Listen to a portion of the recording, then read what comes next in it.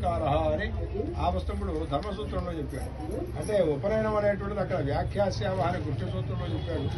ధర్మసూత్రం దగ్గరికి వచ్చేసరికి ఏం చెప్పాడు? ఉపనయనం అనేటువంటిది చదువుకునే విద్యార్థికి వేద చోదితమైనటువంటి వేద విహితమైనటువంటి సంస్కార కర్మ అని ఈ సంస్కారం యొక్క విశేషం చెప్పాడు.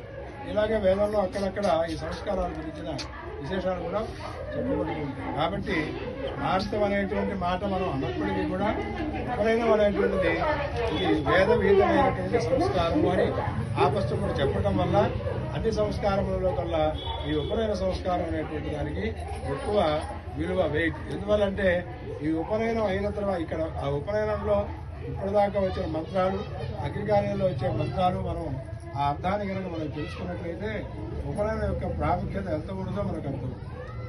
దాని గురించి చెప్తాను. ఉపనయనం అనేటువంటిది ఈ 8వ సంవత్సరంలో నుంచి 12, 16వ సంవత్సరం వరకు చేసేటువంటి సంస్కారం